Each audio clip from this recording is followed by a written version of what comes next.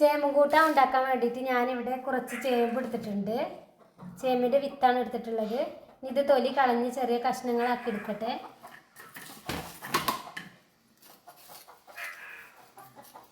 തൊലി ഇതുപോലെ കളഞ്ഞെടുക്കുകയാണ്.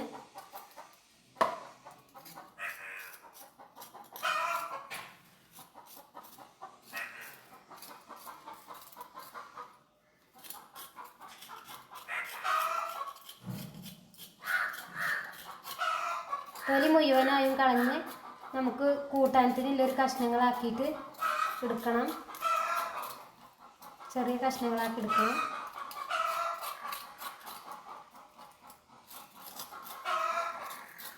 ചോറിൻ്റെ കൂടിയും കഞ്ഞിയുടെ കൂടിയൊക്കെ കഴിക്കാൻ പറ്റുന്നത് അടിപൊളി കൂട്ടാനാണ് ചേമ്പൻ കൂട്ടാൻ.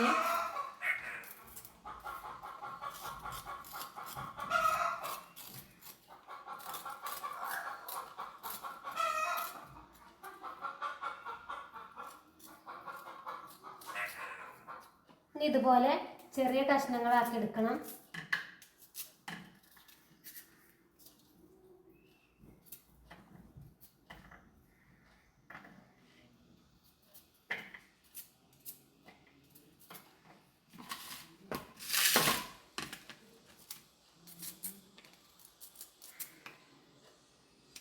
ഈ രീതിയിൽ ചെറിയ കഷ്ണങ്ങളാക്കി എടുക്കുകയാണ്.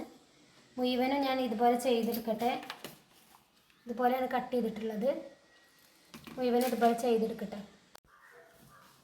ചേമ്പ് മുഴുവനും ഇതുപോലെ ചെറിയ കഷ്ണങ്ങളാക്കി കട്ട് ചെയ്തെടുത്ത് കഴുകിയെടുത്തിട്ടുണ്ട്. ഇനി ഇത് കുക്കറിലേക്ക് ഇട്ട് കൊടുക്കുകയാണ്. ഇനി അതിലേക്ക് 3 പച്ചമുളക് 2 തക്കാളി എടുത്തിട്ടുണ്ട്. പച്ചമുളക് കീറിയിട്ട് കൊടുക്കുകയാണ്.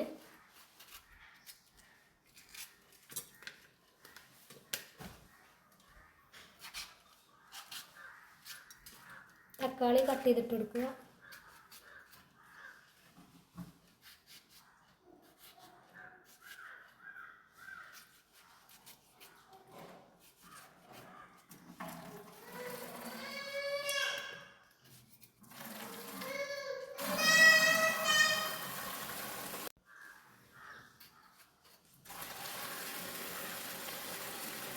രണ്ട് തക്കാളി ഇതുപോലെ ചെറുതായി കട്ട് ചെയ്തിട്ടിട്ടുണ്ട്. ഇനി അതിലേക്ക് പൊടികൾ, മുളക് പൊടി 1/2 ടേബിൾ സ്പൂണ്, ഉപ്പ് 1 ടേബിൾ സ്പൂണ്. ചെറിയ സ്പൂൺ ആയതുകൊണ്ടാണ് 2 പ്രാവശ്യം 3 പ്രാവശ്യം ഇട്ട് കൊടുക്കുന്നത്. ഇനി അതിലേക്ക് മഞ്ഞൾപ്പൊടി 1/4 ടേബിൾ സ്പൂണ്. ആവശ്യത്തിനുള്ള വെള്ളം ചേർത്ത് കൊടുക്കാം. കൂട്ടാനായതുകൊണ്ട് നമ്മൾ വളരെ കുറച്ച് വെള്ളം മാത്രമാണ് ഒഴിച്ച് കൊടുക്കേണ്ടത്.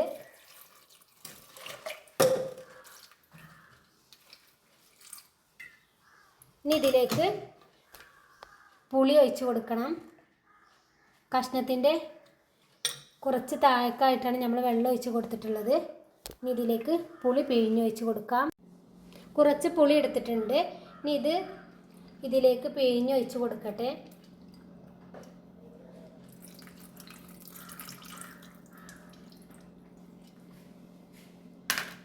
ഇനി നമുക്ക് കറി ഗ്യാസിൽ വെക്കാം. നമുക്ക് ഗ്യാസ് സ്റ്റവിൽ വെക്കാം. ഇപ്പം നമ്മുടെ കൂട്ടാൻ 2 വിസിലിന് ശേഷം ഫ്ലെയിം ഓഫാക്കി വെച്ചതാണ്. ഇനി കുക്കറിൻ്റെ അടപ്പ് തുറന്ന് നോക്കാം.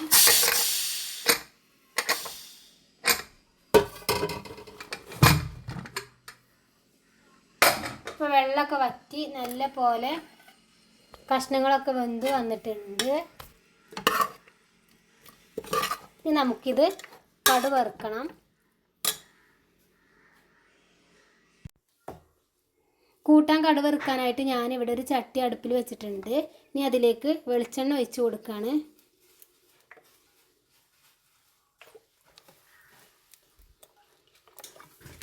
ഓയിലിലും കടുക് വറുക്കാം.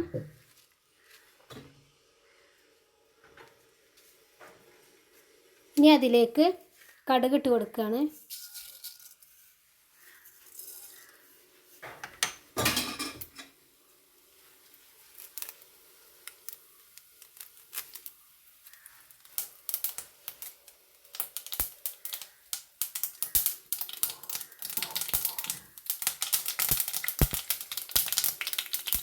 കടുക് പൊട്ടി വന്നിട്ടുണ്ട്.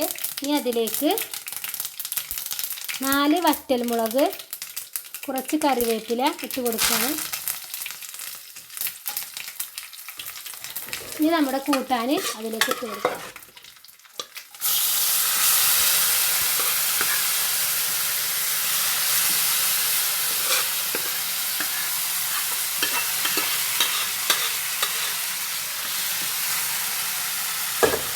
ഇനി നന്നായി ഇളക്കി കൊടുക്കണം.